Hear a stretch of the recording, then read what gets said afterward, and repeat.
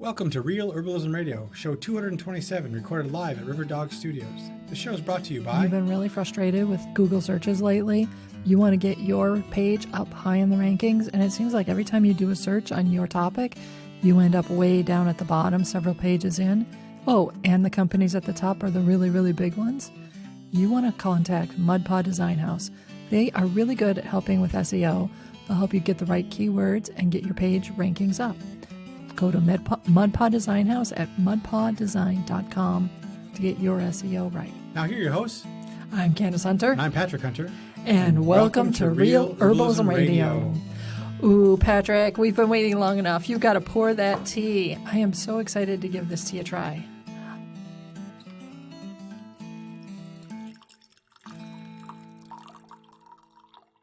Oh, it looks so good. And the smell, the aromas. Oh, yeah. Mint has come off of there. It's got to be mint. Oof. Oh, I can hardly wait to give this a try. You're across the table from me as I'm pouring this. I know. I mean, that's potent stuff. So we're going to be sampling Tiger Blend from Sacred Blossom Farm today. We're really excited. I'm very excited. I'm a big coffee drinker normally. That's my go-to juice in the morning. And Candace today asked, hey, what tea do you want to have for the show? And I just, with my tired eyes, looked over at her and said, I want to go Tiger. Yep, definitely. And it is, oh my God, you guys. I snuck a taste while he was talking. It was so good. It's making my mouth dance a little bit. Mm-hmm. Yeah, it's got a lovely little peppiness, but it blends. It's blended nicely. It doesn't taste like the herbal remedies I brew at home when people are sick. Yeah, I don't like those. Yeah, I know. I know this is an herbal remedy, if you will, too. And this one's much more drinkable. Yes. Yes. You could just, from everything that you get, you know, from the container, the packaging, the color of the herbs are just. Yeah, you know, when I first started looking at Tony, he contacted us and said he was interested in doing a show with us. And I don't just take like everybody that contacts us. I take a really good look at what they're doing. I read their books or I take some classes. I take a look at, you know, what they're doing. You do a lot of research when it comes to I do, because I really don't want to put people on our show or have people on our show that I don't really believe in. So I took a look at what he had, and honestly, I looked at the pictures on his website and I thought, well, you know, does anybody really have herbs that look that great? I thought he photoshopped. Are they photoshopped? Yeah, I thought the saturation up or something. Kind of what I thought. I can tell you, folks, that looking at the real thing, they did not Photoshop those a whole heck of a lot, if at all, because the flowers are phenomenal in there. The flowers are vibrant. The greens are all green. Even the grass is not the grass, but the leafy herb portion is like. I mean, it looked like it picked yesterday. Yes, exactly. The lemongrass is the one that stands out the most in terms of the color, but they're all of them are colored, really beautifully colored. Lemongrass is one of those ones that a lot of times when I get that, when I buy teas that have lemongrass in it, even if it's a whole, like you can see the lemongrass, it usually looks sort of yellow to brown, and his do not. They are vibrant.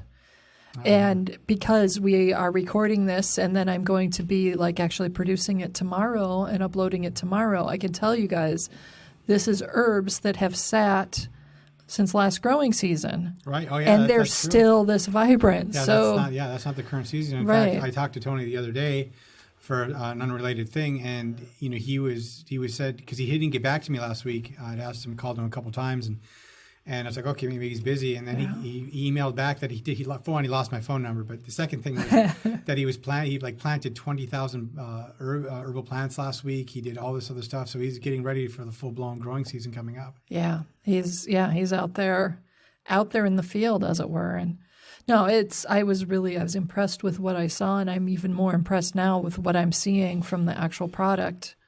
And from, the flavor of this tea is just so good. Yeah, I could see myself definitely drinking this if more often. Mm-hmm. Yeah, and you know, I mean, yes, if you go to his site and you buy his tea and you use our coupon code RealHerb15 and get, you know, the 15% off, we are an affiliate. Yeah, we are an affiliate. But I would tell you to go there and get his tea anyway, or more importantly, look seriously at polycultural farming techniques, biodynamic farming techniques as where you want to be getting your herbs, because that's a huge difference.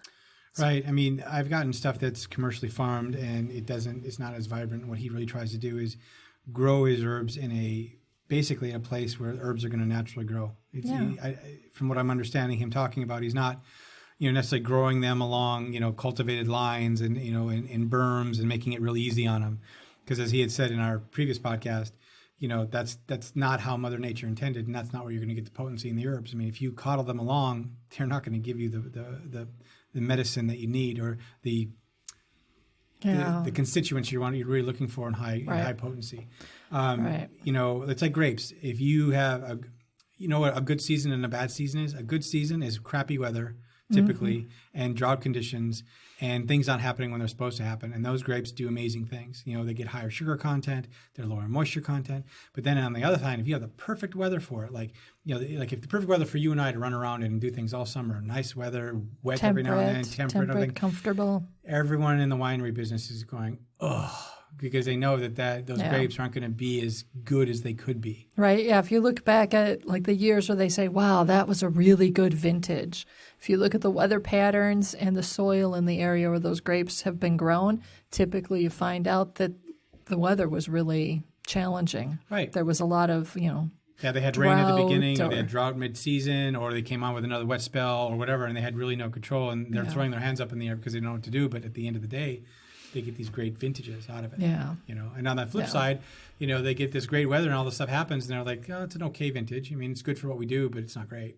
Right. Yeah. Tony kind of inspired me a bit to look more seriously at thinking about the herbs that I grow in groups in my yard. So like, for instance, I had planted Solomon seal seeds that I got from Strictly Medicinal Seeds, not this past year, but a year previous. And then I followed the instructions in the book. I forgot the name of his book. I think it's The Medicinal Herb Grower, Gardener, or something like that. But either way, I can put that link on our show notes. I looked at, I did what he said to plant them. And I decided to try. Having some more here. Yeah, I'm going to have some more too. I decided to split the seeds into two groups. And my first group I did the seed stratification in the sand in the refrigerator. Mm-hmm. And then the second group, I just planted them in the pot and stuck them on the back patio. And I did label the pot. I actually labeled that pot, Patrick. No way. The pot label fell off sometime in the last calendar year. So I didn't know what I was actually growing in there. And this spring was surprised when something that did not look like it was one of the common weeds that I've already pulled out of that pot a couple of times sprouted. And then I watched it grow, and it turned out that was Solomon seal, so I was quite pleased. And then I planted the sand version, and I don't know if those will come up. So I've got Solomon seal, I've got it growing, and I decided I was going to plant it, and I started looking around in the yard for what would be the good spot.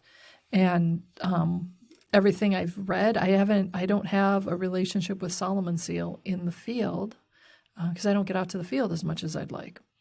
So I did some reading, and then I spent some time with the plant, and I set him down in a couple of different areas and just kind of asked, let him stay there for a couple of days and said, how do you like this spot? And, I got a couple of no's, and then I got this is an okay spot. And it worked out well because it's an area that I wanted to turn into a little garden. And I started thinking about what Tony's been doing, and I thought, why don't I look for other plants that are that low-story, foresty. They get semi-shade, but they're medicinal herbs. So like some of the low-growing Oregon grapes. Wow. Yeah, that's why you bought those Oregon grapes from the store the other day. Yep. And then I've got a packet of miner's lettuce seeds, and I'm going to keep looking. But I thought, letting more plants grow that would commonly be, in the forest together seems like it would be smart. Yeah. I'm looking forward to seeing how that area starts to go. I know it's taken a few weeks to get it done, but I'm excited about that. Yeah, I'm a slow gardener. Well, I believe in the slow everything movement. Well, the interesting thing is, back to what we were talking about potency and that, we grow herbs in a And we have a medicinal herbal bed or a kitchen garden herbal bed, if you will. Yes. Yeah. We have thyme and sage and oregano and chives and a few other things there. And all of the herbs out of there are really good. They Yeah, taste they're great. strong. Yeah. But I had a volunteer oregano grow on the edge of a gravel pile in our back farm area. Mm-hmm. And I'm like, hey, that's oregano. And I tried that oregano over the oregano that we have in nice soil and Our kitchen oregano. and that oregano off that gravel is hella potent. Yeah, it's a lot spicier. It Yeah. is a lot spicier. So, that really kind of follows with just an anecdotal evidence of what Tony was saying too with don't give them everything they need because then they can't struggle. And if they can't struggle, then they can't make the good taste, the good flavors. Yeah, and two of the things that are different between the our little gravel oregano and our kitchen garden oregano is that the kitchen garden oregano gets partial shade, whereas the gravel oregano gets full sun. Yeah. And gravel oregano is growing in literally a pile of rocks. Right. And it's 6 or 8 inches of rock before it gets to actual soil. Mm-hmm. I mean, it's really a pile of rocks. Yeah, and it's not just some wispy little plant. It's actually No, it's a sturdy little. full-on oregano. That's why I haven't picked it yet because I'm like, well, you got some good stuff there. I'll let you go, and then I'll get you before you flower. Yeah, Yeah, and so but the kitchen garden ones, they don't get a ton. I'm not very good at watering, so they don't get a ton of water, and I'm not very good at fertilizing. I did remember once last year to put fresh chicken manure down on them, which you're not supposed to do. Apparently, you're supposed to let it age, but yeah, that's pretty hot. They call that as a hot fertilizer. yeah, well, they survived. My plants survived, so. But I only did that once because it was only one time that I even thought to do it. So I'm lazy, which I feel bad, saying, but I really kind of am, and forgetful, and not as attentive as I ought to be. Well, I mean, to be fair, you're not out in the garden every day doing the herbal thing with a wicker basket running around and harvesting. And we have a hectic lifestyle. We run 3 businesses. We are doing this stuff. We just did the herbal summit. All these things. So sometimes the garden gets accidental gardening happening. Right. It's funny. I fantasize about being that herbalist, being out in the field and doing my, constantly, all that. But even when COVID-19 broke and everybody had to shelter at home and we were right in spring, so it was the perfect timing for doing that, I didn't get out in the field.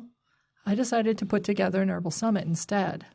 Yeah. So I actively chose to not be in the field. And now I'm feeling maybe embarrassed about that. But, the honest truth is I did actively choose to be in the studio working on recording and bringing together herbalists and herbal information for people instead of getting into the field and communing with the plants. If you'd like to learn more about making herbs a practical part of your daily life, pop on over to The Practical Herbalist and take a look at the many articles, the opportunities to learn, and you can get all of the podcasts from Real Herbalism Radio there too. That's thepracticalherbalist.com. So yeah, I actively choose often to work on herbal information that's online and connect with people, right now online, sometimes, not online, but actually I like a lot of online stuff, as it turns out. But I didn't get into the field, and I felt a little bad about that. Yeah. But that's okay.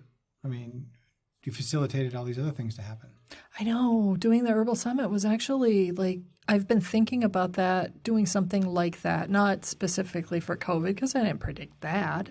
But I've been thinking about doing that for a couple of years, and I've been attending the Herbal Entrepreneur Summits, and I've been attending a variety of different conferences and doing webinars. That was the inspiration, wasn't it? Yeah. She actually really was my inspiration. And when I went to her first Herbal Entrepreneur Conference, I had already been looking at that stuff for a while, but as a participant. And when I did hers for the first time, Yolanda really showed me that I was like, wow, I could actually do this. It was the first time I saw myself as maybe putting something together. So she was really inspirational for me. Mm-hmm. And one of the differences between Yolanda's herbal conference, which goes over 3 or 4 days, and has 3 or 4 shows a day, I believe, versus what we did or what you decided to do, because this is you. You never do something easy. You say, hey, let's do an herbal summit, and I say, okay, great, let's do it. And then you said, hey, it's going to be 11 hours, and I said, huh? Right? And it's going to, and it's going to be live. It's going to be live. So, okay, live? Yeah, talk about putting pressure on yourself, right? Yeah, so that's 6 weeks ago. Beginning of March. Beginning of April, we started. You said you wanted to do it. Yeah, It was the end of March. I think we had 2 weeks of March when I first came up with the idea, but then I needed to start talking to you and figuring it out. And then we got our speakers lined up, and I think we had our speakers lined up by the 1st of April. Yeah. One of the things that and I think you said this in the summit, but all the speakers donated their time on that one. It was free. And the reason why we got who we got is because they said, yeah, we'll do it, but we're going to do it for free. It's got to be free. Right. So which it was going to be anyway. Yeah. And so we did it on a labor of love. And right now there are, and we did have a technical glitch at the beginning. We weren't aware, we could not get Vimeo and Facebook to play nice together. No, Zoom and Facebook. Zoom and Facebook to play nice together at all. No matter what we tried, I couldn't get a live stream. And then it was somewhat embarrassing that Maria's like, well, I'll put it on mine. And then she just did it. I was like, are you kidding me right now? Right. But it was a kind of a stress ball that morning. I could have used Tony's Angel Tea, I think. Angel Tea would have been good for you that day. But we did, after about an hour, did get it onto the YouTube live stream. And then that's when it started to calm down. But with that, we had a big problem, and is that a majority of the people didn't get to see Maria's talk. Yeah. That was a bummer. But on the plus side, I did not forget to hit the record button, and I did, in fact, get all the recordings, which means I've got replays available. Right. And I've got Maria's is up now, and I just got Phyllis's up on Monday. Okay, so that's 2 of the 6, because you're going to even put the panel up, aren't you? Yeah. Yep. The panel discussion is going to go up too. Right. So some parts of the country that it might have been too late or past your bedtime, you'll still get to hear the panel. And other parts of the world. Parts of the world. We had people from all over the world. I was so impressed. Yeah, the first 5 minutes, Ireland, Australia, New Zealand. I mean, we had all these people. Cambodia, I think, if I remember right. Like, what? I know.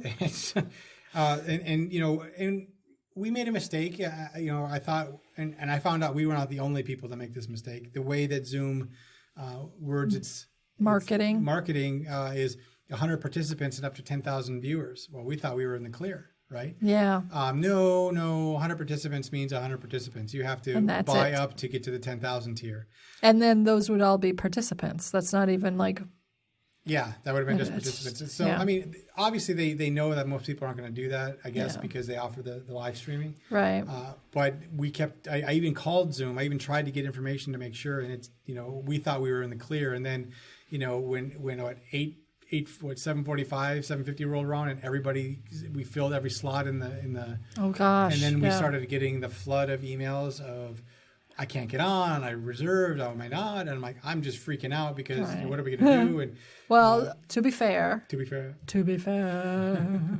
Zoom was dealing with probably way more questions and way more users than they've ever had before because of the whole pandemic. Oh, sure. And we did it late enough in the shelter at home stuff that at least, our area was in, but most of our country had already been sheltering in place for quite a while, which means Zoom had already been inundated. People were finding it, using it for their just family chats and things like that. So... Right. Look, it's been a pretty decent platform. I mean, I have a networking group that uses it. I have other places that use it. I've met with people online. It's almost like back in the day when, we were younger and they said, hey, before you know it, there'll be video phone calls. Yeah. Well, this was like, now it just seems like not only can we do it, but people are comfortable to do it. Even people that are technologically, they would say to themselves, they say that they're not savvy, they can do it. Yeah. So it's opened up the communication realm. I actually talked to my sister quite a bit in the last couple of weeks through video. Yeah. And we actually had a chance to see each other, which prior to that, I really haven't seen her that much. So, it's been a great way to connect like that. Yes, so let's bring it right back around. We do have replays available, and we have 2 of them now, and I think you're going to be releasing another one this week, and then maybe a couple more next week. Yeah, I'm emailing folks out. So if you're not already on our list, you want to get onto the herbsandaction.com email list. Right, and there's two ways you can actually do that now. There is a form that's available on, I believe, on the front page and the top banner of the website. And then in order to watch a video, you'll need to submit your email. This is a way for us to kind of track users and figure out what we need to do and try to keep that interest up for the next summit that we're going to do. So that's all that's required, and you can watch the video. And there's also what we're doing is putting in all of their resources. So if they had a slideshow, they gave it to us. I think they all gave them all to us. Yeah, as far as I know, we've got all the slideshows and handouts. Right, and that's in the resources part right underneath the video that'll be there in the video window on their speaker page. So yeah, if you really want to catch the replays of those videos and see what you missed, or see if you can learn any more, because it's happening so fast, and there was so much information that was getting thrown out, so much out there. Then herbsandaction.com, and then go to the speakers pages, and you'll be able to watch the replays of those. Yeah, and if you really want to see more, or if you want to be involved in helping shape the next summit or conference we do, which I'm thinking is going to be more conference style, you might want to take a look at the Herbal Nerd Society. Because I've been talking with the Herbal Nerd Society. I've been getting information from asking them what do they want to see, what topics do they want covered, are there any specific herbalists they'd really like to hear from. Our next one is definitely going to be an Herbal Nerd Society inspired event, if that's the right word. So yeah. Well, that's a good time to say thanks to the Herbal Nerd Society, because really, honestly, we said this during the summit, without their support and their being there month after month, we couldn't do the hosting that's required. We couldn't do the blogging that's required. We couldn't do the video that's required. We can do all this stuff that it takes to build this without them. Right. Yeah. So thank you. Kudos to all of them. Yes. So we got a question today. And usually we don't just get a question and run it, but this was a good one, and I thought this was fun. So there's two parts. There's a comment and a question. All righty. So I'm going to read the comment first. Oh, boy. So this is a newbie to herbalism. This is Matt. Matt says he enjoys the website immensely. His daughter liked the Herbal Nerd sticker. He was sent for his membership. See, she took it and put it on her car. She didn't even know what it was for, just thought it was cool. So he said, for your information, 19-year-olds like our sticker. Woohoo! So here's his question. I need a nice field guide for identifying plants. I am in the Midwest, so when I'm looking for one for my region. A while ago, I saw one where it broke down the plants in the book with a key, which you picked the flower type, the leaf stem, etc., and you were able to eliminate candidates really fast. Is there a book like that or software? Well, like I said, you're going to be challenging my field botany here. Oh, field botany. That sounds so professional. I have not gotten into the field as much as I would like, so I'm going to give you the best answer I can. The first thing is that he sent some pictures, and the pictures showed what does look like, to me, also like a white mustard plant. Okay. And one of the things that is hard to identify just from pictures is you don't have the smell, you don't have a sense of the area, you don't have the taste of the plant. You should be careful about tasting plants that you're not fairly confident with. But yes, that's true. That one looked fairly safe. It's one that if I was standing next to it, I probably would have given it a taste to see if it had a mustardy taste to it. Or even rub and smell. And rub and smell, yeah. The smell makes a big difference. So first off, Matt, I think the chances are pretty high that, yes, that probably is a white mustard plant. Those do grow, are often used as cover crops. So they're often found in fields, and definitely Midwestern fields would be a place where you would find white mustard and other mustard plants growing because they can. Mm-hmm. There's a bunch of really good field guides out there. The ones that I'm most familiar with would be the ones that are for the Pacific Northwest, and there's one by Scott Kloos called Pacific Northwest Medicinal Plants that I really, really like. The pictures are really good. I enjoy the descriptions are easy for me to read anyway. And I can't remember, because I've borrowed that from Sue when I borrowed that from Sue a few times. So I can't remember offhand if it's got the full-on scientific key, but I believe it did. And there are several other ones that are done by that same company but by different authors, like Brianna Wiles did a Mountain State Medicinal Plants, And then there was also one that was done by Lisa M. Rose, which is Midwest Medicinal Herbs. My guess is that would be a pretty good bet for a good medicinal herb one. Anything that you get by Michael Moore is going to be really likely to be really good. Christopher Hobbs is another really good author. The Peterson guides have been of the, Sibley, Peterson, the various different ones. I tend to like Peterson better myself, at least with regard to birds and bird watching and identification, because the drawings are really usually quite precise and the language is easily understood. So those would be my personal suggestions. If you're down in the Texas area, Nicole Telkish has done a really good guide for Texas herbs. So yeah, that would be my suggestions. There is the book that Rosalie de la Forêt and Emily Hahn just put out called Wild Remedies, I believe. I think that was the name of it. That one, I'm about halfway through reading that one, and so far it's been really good. And one of the things I've liked about that book is the way that they coach you on how to look at the plants and how to encounter the plants to better help yourself identify them when you're in the field, and how to use them, that sort of thing. So if you're looking for a book that's really good for just getting you started, that would be one. There's also Botany in a Day with Thomas Epel, E-P-E-L. Botany in a Day is going to teach you a lot about how to properly identify and key out plants in the field. If you haven't worked with botany, you haven't worked with a lot of field guides, that would be the place that I would definitely start, because it does run you through the keying out is the shape of the leaf round, or is it lanceolate, or is it oval, and if it's round, then go to this page and continue on. And it's a really nice, and it'll also teach you how to better identify groups of plant families. It's just one of those teaching standards. Most herbalists and herbal schools that deal with botany even a little bit tend to choose that one as at least one of their field guides and textbooks. So, Botany in a Day with Thomas Epel. Great. It's a lot of different ones to run down. We'll have those links in the show notes, right? Yeah. And yes. And I actually did make a list of all the links of those ones just before the show started. All right. Well, we hope you enjoyed the show today. One more thing? Yeah. How's the tiger tea treating you? For me, it's giving me energy, not zingy energy, but I feel like, oh yeah, I can feel that fire starting up in my lower back and stuff. I'm starting to wake up again. Are you? Yeah. I'm not as on fire as I was at the beginning. I actually caught myself yawning once while you were speaking. So I'm that boring. Not that you're boring me, but I caught that. But it was interesting because I thought, when we were pouring it, and I was getting the smell, and I could swear I smelled mint. And while you were speaking, I was looking at the ingredients, and I was like, oh, there's I don't see any mint in here. There's no mint, but it's got a little bit of Tulsi. Sweetness. And yeah.